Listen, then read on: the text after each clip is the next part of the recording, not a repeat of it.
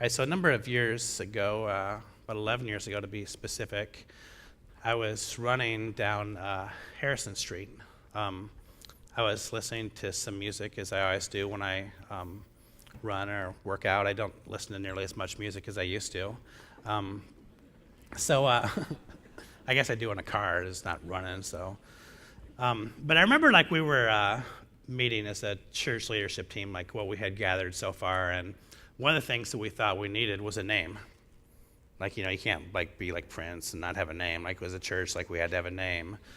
So we had like all these names. There's like probably 20 names that were recommended by our leadership team, and none of them really related to any of us. We just didn't like the names. So I said, let's just table it. Let's pray. Let's come back and just bring more names. So I had never heard this song before, and I remember the lyrics. I remember them well. AJ since played the song, dozens of times up here. But the song was, it said, "Come and listen, come to the water's edge." And like right when I heard that, I knew the name of the church. Now I had to convince like 12 other people that was going to be the name of the church as well. But I just knew that like this is such a beautiful metaphor for a church. And I knew it came from the Gospel of Mark. I knew like where the words were coming from. I thought it was in the 3rd chapter. It was actually in the 4th chapter. And here, like, it's a really cool thing. So Jesus has just healed a bunch of people. All these people are following Jesus because Jesus is like doing these miracles.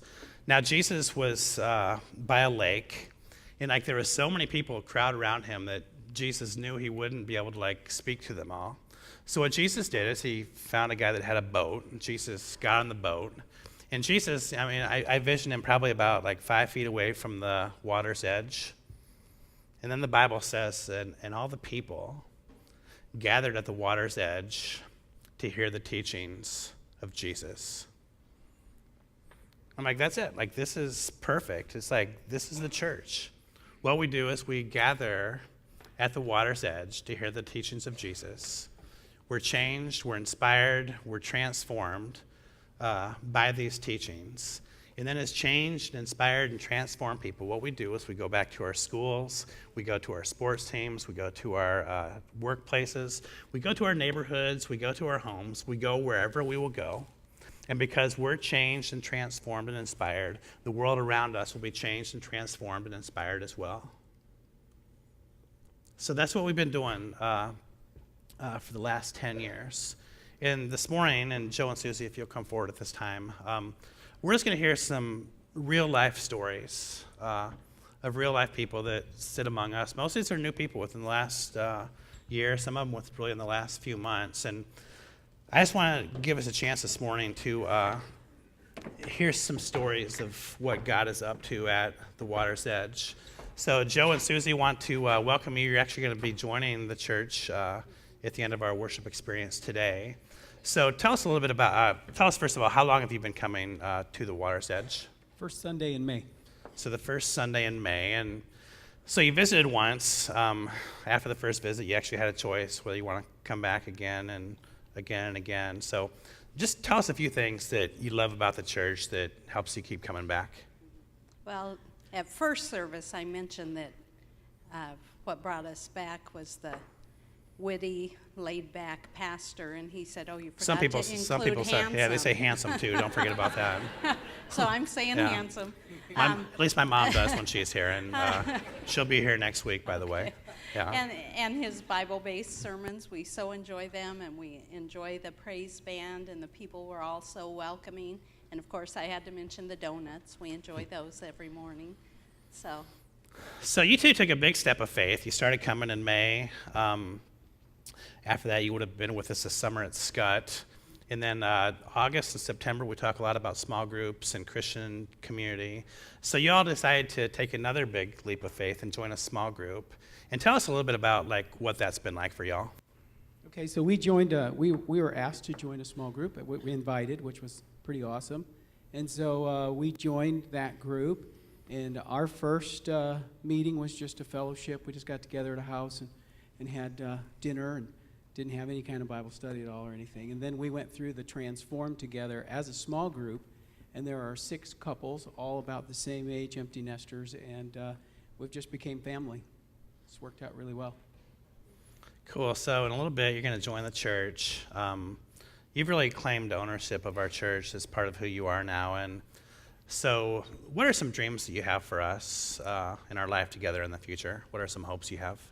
Well, we've spent probably the last 10 years at a nomadic style church, so we know the challenges that are inherent in setting up the chairs every Sunday and all that, and how nice it will be to not have that anymore. But we also know there's a certain amount of freedom that comes with this style of church, and I guess our prayer for Water's Edge would be that we won't be hemmed in by the walls of the new church, and that we'll continue to be a engaging, energetic, encouraging, evangelical church, and that we'll reach out to the community. And Yeah, that's one of the things we taught at membership class last week is we're going to be a church without walls. There's going to be physical walls out at 196 in Harrison, but Jesus didn't spend his time in the temple.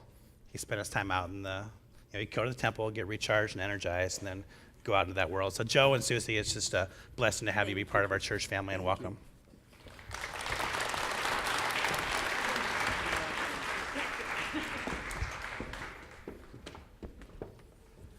Well, I am here with my friend Brad Bolton, and Brad, you're fairly new to the church as well.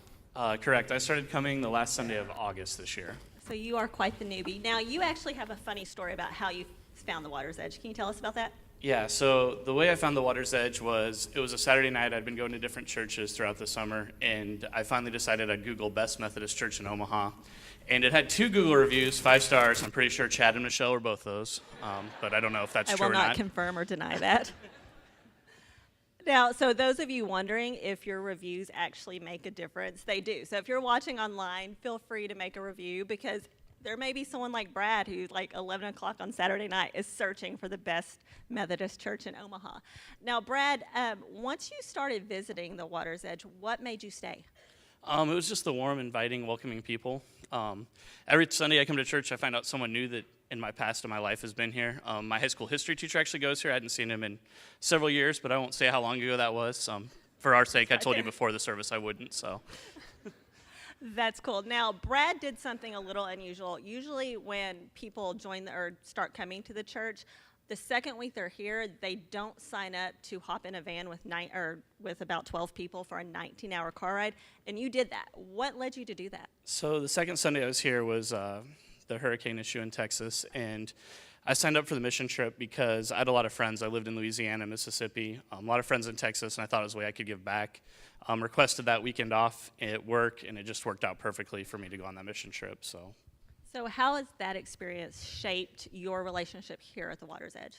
I think being able to volunteer on that mission trip has just helped me connect more, get to know more people, from Michaela, Amber, everybody. That's been awesome to get to know.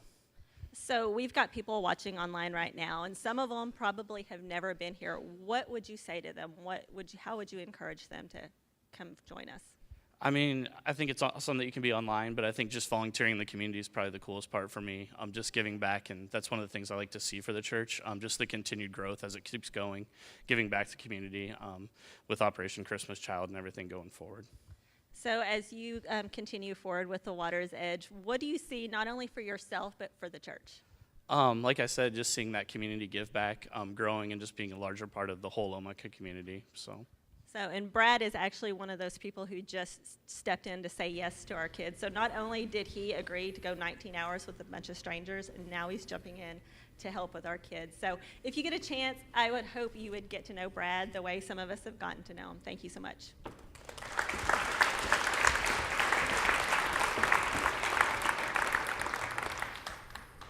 So I'm going to bring the average age of our people on the stage this morning down just a little bit.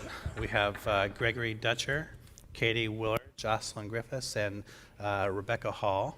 So tell us all how long y'all have been coming to the Water's Edge. I've been coming since I was in 6th grade. I've been coming since like 2nd grade, I think. I knew you, Katie, when you're like this tall. Yeah. I've been going here since the end of 5th grade. I knew you when you're like this tall. And I've been coming here since I was in 1st grade. Cool. So I want you to just tell us all a little bit about like what church means to you. it's a place I can go multiple days a week that I feel safe and like secure about everything I believe in.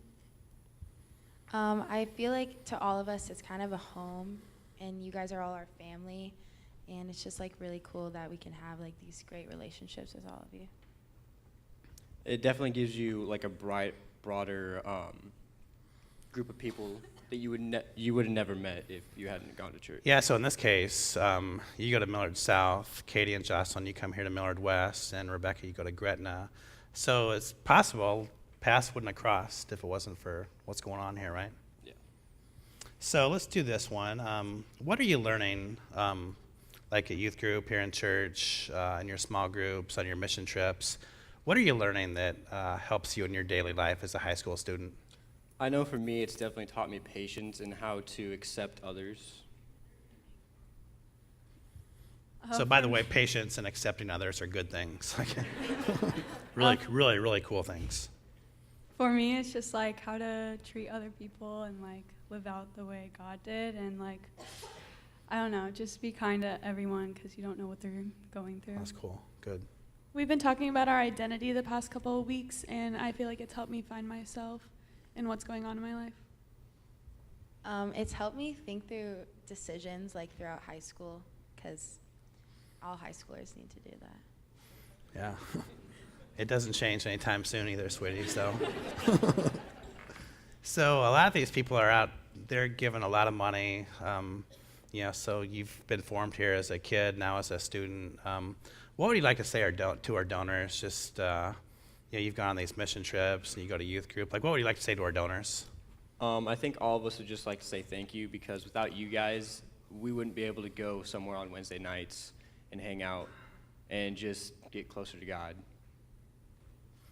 Cool. Oh. No, you can go. Oh, okay. Yeah, thank you. If it wasn't like for all of you, like what you do, we wouldn't have like met each other, obviously. And I think we've all made some pretty cool like relationships and friendships with the church, and it's just really cool that you have been able to help us do that. Yeah, so just so you know, there's, I think, almost 100 kids that would typically gather at Beetle Middle School in houses throughout this part of the city on Wednesday nights. And here's 4 of them. And one more question for y'all. You feel ownership of this church, like you feel it's your church, right? So tell us about some of your hopes and your dreams for the future of the Water's Edge. I hope that I can stay here as long as I need to, and I hope that like I can grow through my faith in this church, and I hope everyone else can, like I have. I hope that my kids will one day be able to come here, because it's just really like awesome being in this family and community, and I hope that it will always have the welcoming atmosphere that it does today. I hope that like it just continues to grow and we can meet new people and like continue to just to go to a nice church and loving church, and yeah, like Becca said, that like kids go here because it's like a great atmosphere for a lot of kids. Good. They've already taken all the good answers, so you don't have to go. But on behalf of our congregation, though, and to all the students who are here, including those up on the balcony, just thanks so much for inspiring us. Like, we were watching y'all grow, and you're not the future of the church. You're a very important part of the present reality of the church. And to the 4 of you and to all the middle school and high school students here, just thank you when you go on mission trips, when you come up here and talk, as you pray. Like, you're so cool, and we just love y'all. So thanks, guys, for coming up here and sharing part of your story.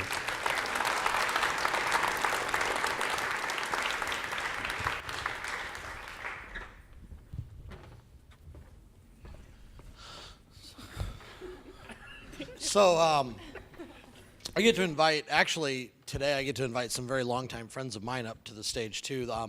I've known John and Julie and Caleb for over 10 years now, about. Oh, it's been at least a decade. Yeah, it's a really long time, let me tell you. No, but they've been around in Omaha. They moved away, and recently they moved back. And since you've moved back, they started coming to the Water's Edge. And so they've just got a kind of cool story about. Julie, do you want to tell us, like when did you guys recently moved back to Omaha? What made you guys come to the Water's Edge? Well, what started it was the kids program. We know how awesome it is here, and so that was something we wanted our kids to be involved in. And actually, the first Sunday we came, Vacation Bible School started the next day. So we got to town on Saturday, went to church on Sunday, and shipped kids to VBS on Monday. And 4 kids, right? Yeah. Yeah. So Caleb's your oldest. Caleb, you're in 6th grade this year. How have you, take the mic from your mom, how have you gotten plugged in at the Water's Edge? What are some things that you're involved in? I'm involved in my small group at youth group, Okay. and we like to play games in our small group. Okay. And we have a lot of competitions. That's all you do at small group? Oh, we also worship. Okay. Whew, my job's on the line here, right? Now, but you also, like, right away when, Vacation Bible School started, you jumped in too. Like, how have you started getting plugged in and serving in the church? I've started to help with the preschool classrooms. Okay. On Sunday mornings? Yeah. Very cool. John, I didn't really give you a choice, but you got plugged in as well. What are some ways, and what is it that you've enjoyed about the Water's Edge, and how have you gotten plugged in as well? So when I got here, I used to be a youth leader back in, like 6 months ago, but back in the day. And Chad, well, that's how we became friends. And so when I got here, he was like, hey, you're going to be a small group leader, right? And I said, well, I guess so. So now I'm the 6th grade boys small group leader along with Ed. And it's awesome. I love watching kids start just with really just kind of a super basic belief system, and I just love watching it grow, and it's so awesome to do. When you do the small group leader thing, you wind up learning more than the kids do. It's incredible. And I've been doing youth leader stuff for like at least as long as I've known him, and so I keep learning, and it's just super cool. Julie, what are some ways that you guys have, since you've been here, that you've felt like welcomed at the Water's Edge? Well, every day when we come, there's always someone new that we meet, or lots of people that we have known from being in Omaha before that we didn't know go here. And so it's really awesome that it's like just an awesome community that we continue to meet people at. Cool.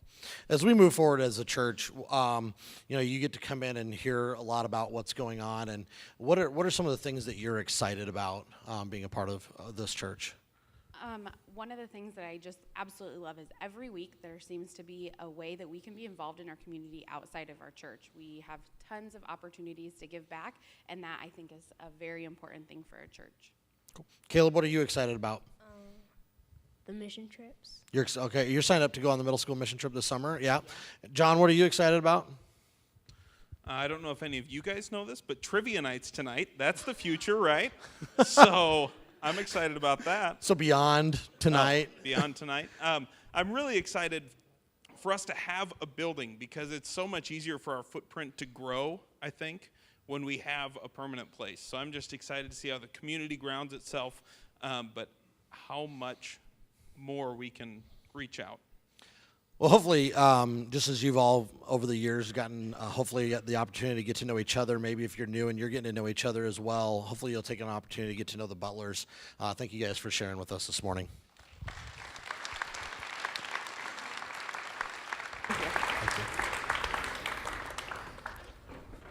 I'm excited for my team to beat John's team in trivia night tonight. Which if the questions are theology, Bible, philosophy, or American politics, I actually have a chance to do. If it's anything else, which most likely it is, we have no chance.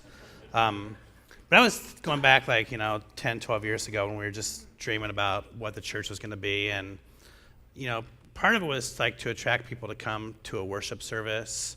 We've been having some meetings this week, with some donors. And, we asked them what they love about the church. And what we hear time and time again is just the quality and the number of friendships that have been developed. But what I was really hoping for and what I was really praying for was that as a church, we look like Jesus. So Jesus, he didn't spend a lot of time in the temple. He spent time in the community, and oftentimes he didn't spend time in the community with the healthy people. He spent time in the community with the hurting people. So as I speak right now, and check out our website, check out our Facebook page, Like, we have a team of 22 people right now in Uganda. Right now, they're providing medical care for people who get to go to the doctor one time this year. The pictures are just, they're so beautiful. Like, the first day they were there, they serviced 500 people. You know, there's pregnant women that got vitamins, and there's kids that got a mosquito net to sleep under so a mosquito doesn't bite them and they don't get malaria. You know, there's people who are being treated for malaria, and you know, it's what y'all have done. Like, it's a vision that you've claimed and captured. Jesus says, when I was sick, you took care of me. And that's what y'all are doing right now. Y'all gave $25,000 to help this team of 22 people be successful. That's a beautiful thing. You know, we've taken in 2 refugee families in the last year. Now, the most recent one we just met a couple weeks ago. This family had to flee from Afghanistan. The dad was a translator who worked directly with the United States military. He was no longer welcome and he was no longer safe in Afghanistan. He had to leave. You know, he would have been killed. Most likely his wife and his children, you know, would have been, you know, separated and dispersed. But now they're getting a second chance. Like the women's ministry at the church, what y'all have done is just amazing. Like, you've given them furniture and you haven't enabled them, you've empowered them, you know, to integrate into American culture. You've been part of the team that has given them a second chance.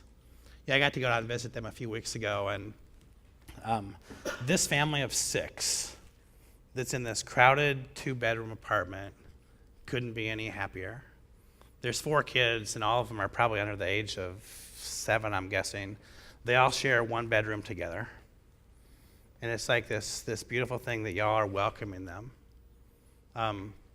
If you want to be part of one of the teams that works with one of our 2 refugee families, just email Jill, Jill, at weomaha.com, and she'll get you plugged in. This is a rewarding experience. I remember the time I picked up the first family from the airport last year, and like 2 weeks ago, I think on a Saturday, we moved them to a new place, and they spoke as much English as I spoke Arabic, and that's nothing. And now, like, they're all speaking English. They have hope. They've moved from like a fairly dangerous place to not quite as a dangerous place. And like, it's just amazing. Jesus says, when you welcome the stranger, what you're doing is you're welcoming me. You know, so if God might be leading to that type of ministry, email Jill at weomaha.com. On your way out today, I want you to take a brown bag, or I want you to take 2 brown bags. And what we're going to do is we're going to provide Thanksgiving meals for hundreds of people here in Omaha. So what you'll do is you'll take the bag. There's a list that you get with the bag. You go to the grocery store this week, and you'll bring the groceries back next Sunday. I think we did this last year for a couple, and I think it was like $30 worth of groceries, maybe like another $15 for a turkey. You just put the check in the bag. I had a dream 10, 11 years ago that we're just a church that feeds hungry people. Like, we'll take these to Together Omaha, where my friend Mike Hornacek is the executive director there, and they keep track of this stuff, and we have collected 135,000 pounds of food over our first decade. Janet Lamb, I saw her earlier somewhere. There she is. She's worked so hard on this ministry over the years. And Bob Green, you've taken this thing over, and you've just done an amazing job. And we're going to take all these grocery bags down to Together next Sunday, and people are going to stand in line. They're going to pick those things up, and they're going to have a Thanksgiving meal because you've provided that for them. Jesus says when you feed someone who's hungry, you're feeding him. So next week, we're going to have a really cool week. So next week, we're going to have a meal. We're going to have here the last potluck that we're ever going to have at Millard West High School. There will be no more. There's going to be a chili cook-off, and that's going to be on our last Sunday here, where the Finisteds are going to defend our title one more time. See if one of y'all can take it from us, and if not, the trophy retires. This ugly trophy retires in our dining room. But yeah, just like next week, bring your, and part of what we do is like we connect people with each other. And like when the kids were up here talking, like that just brought joy to my heart. When Joe and Susie were up here talking about the new friends they've made, like, Jesus says what we do, or actually Paul said this one in Galatians 6:2. He said that we should bear each other's burdens and fulfill the law of Christ. There's nothing like a friend. So next week is also, and this week in the mail, you're going to get a pledge card. It's an estimated giving card for 2018. So what we're going to do at the end of our worship experience next week is we're going to share in the sacrament of communion together. And we're going to encourage everybody. Like if you're giving $1 a week, $52 a year, we want you to bring your pledge card forward and place it in our offering basket. If you tithe, if you give 10% of your income to God and the church and Christ and his purposes, we want you to bring that forward, and everybody in between. We want everybody to participate, and everybody means everybody. You're going to get this card in the mail probably on Tuesday or Wednesday. It's going to come with a brochure. You got another brochure earlier this week. We've had a couple finance meetings already this week. We're going to have another one after worship today, so go to the Ministry Center at noon. Even if you're not registered, I want to encourage you to come, ask questions, learn. There'll be a light lunch and some dessert that's provided, so encourage you to come to that. But here's where we're at. Like, we're a nonprofit organization. We have budgets. We have financial realities. We have to resource what God is trying to do among us. Now, this year, y'all have just hit a home run so far. The first 10 months of the year, the giving is up 12% over last year. For a church, that's basically unheard of. Y'all are just doing amazing stuff. And this doesn't even include the $25,000 that you got into the $110,000 that you gave to our furniture and equipment drive, all the other mission stuff. I think it was $8,000 y'all sent to Houston after the floods. Now next year, we're actually gonna have to bump this up a little bit more. And the reason why is, who here has ever moved from a rented house to a house that you own? Anybody? Now, did you spend less money when you did that or more money when you did that? So usually the owned house costs a little bit more, and ours will be no exception. So next year with our budget and spending, we're going to need to increase our revenue by 16% next year. Now, this is not everybody else's responsibility. This is everybody's responsibility. So, for example, if you were to give $1,000, a 16% increase would mean that your new gift could be in the range of $1,116.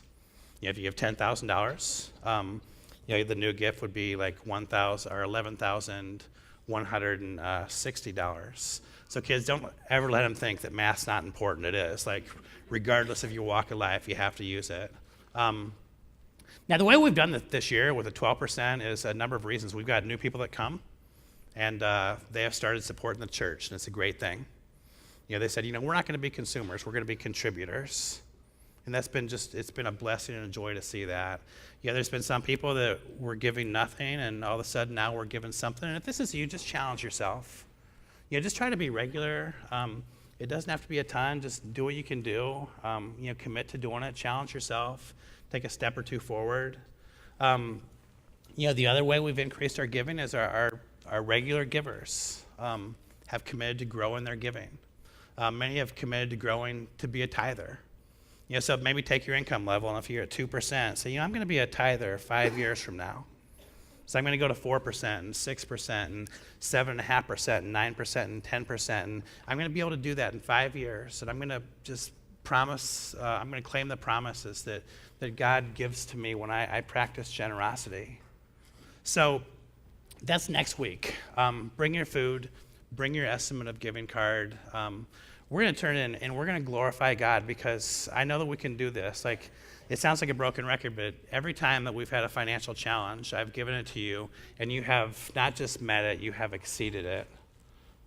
It's just been this crazy, beautiful thing. Last week I quoted an author, Anne Frank, when I said, no one has ever become poor by giving. In fact, we become rich when we become generous.